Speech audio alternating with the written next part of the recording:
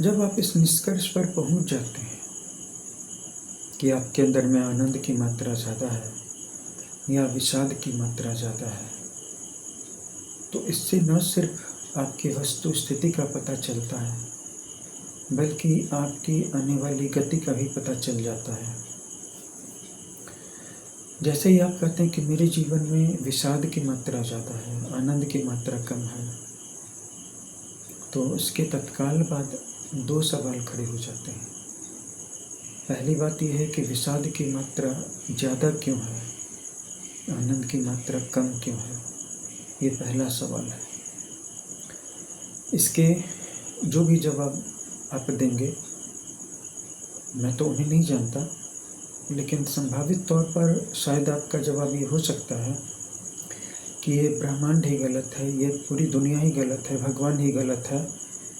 उसने इस संसार को इस प्रकार का विषादपूर्ण बनाया है, दुखपूर्ण बनाया है, जिसके कारण कि मुझे विषाद का अनुभव ज़्यादा हो रहा है। और आपका दूसरा संभावित जवाब ये हो सकता है कि इस संसार में कोई भूल नहीं है, विधाता से भी कोई भूल नहीं हुई है, ब्रह्मांड भी अपनी जगह पर सही है। अगर मेरे आनंदित नहीं होने में या कम आनंदित होने में कोई रीजन रहा है, तो उसका कारण मैं रहा हूँ। मेरे में ही कोई कमी है, मेरे में ही कोई भूल है, भले ही मैं अभी इस बात को नहीं जानता कि मुझ में वो कौन सी भूलें हैं जिनके कारण मैं दुखी ज़्यादा हूँ, संतप्त ज़्यादा हूँ, रोता ज़्यादा हूँ, असुरक्षित ज़्यादा हूँ, भयभीत ज़्यादा हूँ, कातर ज़्यादा हूँ, गरीब ज़्यादा हूँ। बनिस्बत कि मैं समृद्ध ज़्यादा हूँ, एबंडेंट ज़्यादा हूँ, हंसने वाला ज़्यादा हूँ, आनंदित ज़्यादा हूँ, फ्री ज़्यादा फील करता हूँ, मैं दुखी ज़्यादा हूँ। मेरी सारी फीलिंग्स माइनस वाले पैराडाइम में ही ज़्यादा है। कारण जो भी हो, ऐसा क्यों है, मेरी कौन सी भूल। इतना मैं भी कह सकता हूँ कि दोष जो कुछ भी है मेरा ही है। तो ये दो संभावित जवाब मैंने सोचे हैं, कल्पित किए हैं। इन दोनों के अलावा तीसरा आपका कोई और जवाब होगा तो मुझे कमेंट बॉक्स में ज़रूर बता दीजिएगा। अब मैं यहाँ पर आपसे दूसरा सवाल पूछता हूँ कि आपके जीवन में अगर विषाद की मात्रा ज़्यादा है, तो उसको घटाने के लिए, उसको रिड्यूस करने के लिए या उसको समाप्त करने के लिए और आनंद की मात्रा को पूर्ण रूप से अनंत परिमाण में बढ़ा देने के लिए आपने क्या सोचा है, आप क्या कर रहे हैं? अगर आपने कुछ सोचा है, कुछ कर रहे हैं, तो वो क्या है, खुल करके बताइए। अब मैं आपको लिए चलता हूँ कि मैंने क्या सोचा था। मैंने भी जब थोड़ी परिपक्वता हासिल की, थोड़ी मेरी उम्र बढ़ी, उस वक्त मुझे लगता था कि ज्ञान प्राप्ति या रहस्यवाद की खोज करना ही मेरे जीवन का मकसद हो सकता है, मेरे जीवन का लक्ष्य हो सकता है, और इसके द्वारा ही मुझे वास्तविक मुक्ति मिलेगी। वास्तविक मुक्ति क्या है?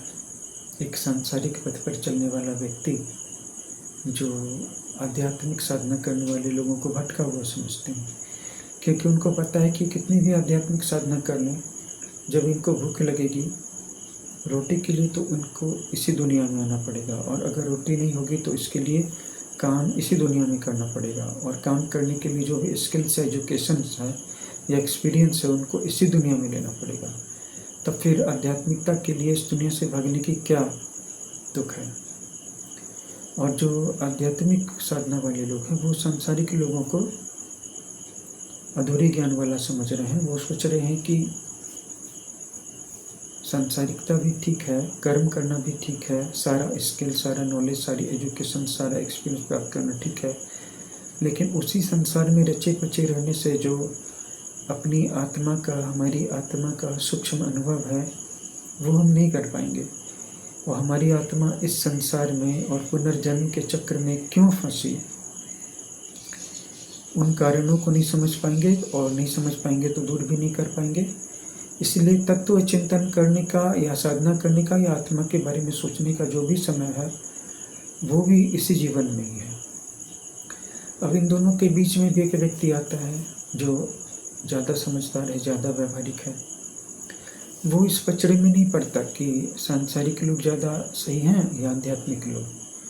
वो सांसारिक कर्म भी करता है और आध्यात्मिक साधना भी कर लेता है, और इस तरह से वो एक संतुलन स्थापित कर लेता है। संतुलन एक छोटा सा शब्द जरूर है, लेकिन हमारे जीवन में कोई भी चीज़ जो है ना वो अकेली नहीं है, वो किसी न किसी दो परस्पर विरोधी चीज़ों का जोड़ है।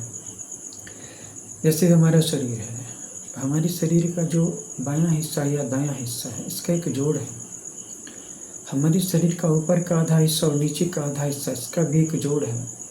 इनमें से किस हिस्से पर अधिक दबाव पड़ रहा है और कौन सा आधा हिस्सा अधिक रिलैक्स्ड है, इसके बारे में आपने कभी सोचा है? सीधे खड़े हो जाइए, दोनों पैरों के बल पर सीधे, और अपने बाएं पैर पर ध्यान डालिए।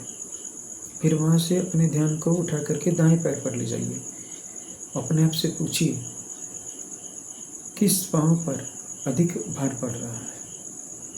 अपने दोनों हाथों को ध्यान से देखिए कौन सा हाथ ज़्यादा रिलैक्स है और किस हाथ में ज़्यादा तनाव है। आपको बहुत कुछ महसूस होगा।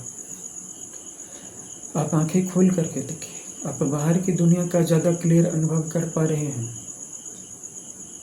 परसेप्शन कर पा रहे हैं, इसे परसीव कर पा रहे हैं, या अंदर की दुनिया को आंखें बंद करके देखिए।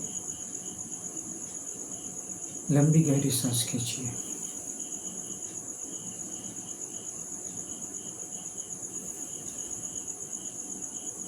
देखिए हर समय जो कुछ भी हो रहा है, आप हमेशा बीच में हैं, आप बीच का एक जोड़ है, और इस तरह की कितनी सारी चीज़ें आपको मिल जाएंगी। और जब आप खोजते खोजते, चिंतन करते करते अत्यंत सूक्ष्म स्तर पर पहुंच जाएंगे तो उस सूक्ष्मता का कोई अंत नहीं होगा। हमने इस विधि को अपने ध्यान के कोर्स में भी शामिल किया है। ये हमारे ध्यान का एक हिस्सा है। एक बार ऐसे ही मैंने ध्यान किया था। मैं अपने सभी बॉडी पार्ट्स पर ध्यान किया करता था। उसी ध्यान को करते करते एक दिन ये ध्यान मेरे सामने प्रकट हुआ था कि मैं अपने बॉडी के इनर फील्ड पर ध्यान कर रहा था, लेकिन एक आउटर फील्ड भी है। मेरे शरीर का जो कुछ भी अंदर का पार्ट है, बाहर का पार्ट भी है। मेरे शरीर का दायां हिस्सा है तो बायां हिस्सा भी है, और मेरे शरीर का निचला आधा हिस्सा है तो ऊपर का आधा हिस्सा भी है।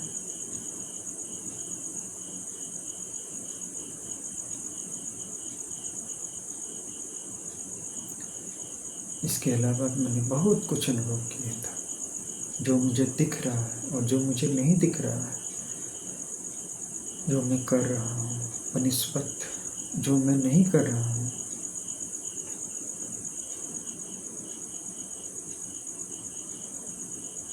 बहुत सारी चीज़ें, A versus B, C versus D, X versus Y, Y versus Z, बहुत कुछ। और इस तरह करके आपकी सोच का एक नया दायरा खुलता है और आप देख पाते हैं कि आप अब तक जो सोच रहे थे वो सब व्यर्थ था। आपका चिंतन, आपकी समझदारी का स्तर इस लेवल के सामने कुछ भी नहीं था। तो जो समझदार व्यक्ति हैं वो बीच में रहते हैं, वो विषाद का भी अनुभव करते हैं। वो जानते हैं कि अगर मैं विषाद से भागूंगा, दुख से भागूंगा, तो ज़्यादा से ज़्यादा ये होगा कि मैं सिर्फ थोड़ी देर के लिए भूलने में सफल हो जाऊंगा, लेकिन फिर यह दुगनी 3 गुनी त्वरा से आएगा, फोर्स से आएगा। फिर मुझे इसका अनुभव करना ही होगा। तो जो मूर्ख लोग हैं वो सोचते हैं कि इससे अच्छा ये नहीं कि मैं दिन रात दुख का ही अनुभव करता रहूं, तब मुझे मैं यहाँ दुख आएगा ही नहीं, आएगा भी तो मैं पहले से दुखी रहूँगा। ये तर्क वैसा ही है जैसे कि मैं हर वक्त भीगा ही रहता हूँ, तब जब बारिश होगी तो उसका मुझ पर असर नहीं होगा। ये तर्क ही अपने आप में मूर्खतापूर्ण है। दुख का भी अनुभव होने दीजिए, सुख का भी अनुभव होने दीजिए, बीच में रहिए। आप अपने आप को ज्ञानी समझने की कोशिश मत कीजिए, न ही बहुत ज़्यादा ज्ञानी बनाने की कोशिश कीजिए, न ही बहुत ज़्यादा ज्ञानवान बनने की कोशिश कीजिए, क्योंकि ज्ञानवान बनने से ज़्यादा तकलीफ़ें पैदा होती हैं। मैं आपको सिर्फ समझदार और व्यावहारिक बनने कह रहा हूँ। जब सुख और आनंद का अनुभव होता है तो आनंद का अनुभव कीजिए, सुख का अनुभव कीजिए। जब दुख आता है तो दुख को गुजर जाने दीजिए। दोनों में कुछ न कुछ अर्थ छिपा होगा, दोनों ही आपके दो पक्ष हैं। जब आप दोनों के बीच में रहते हैं तो ये संतुलन बेजोड़ होता है। तब आप दोनों को ही स्वीकार कर लेते हैं और दोनों को ही बदल सकते हैं।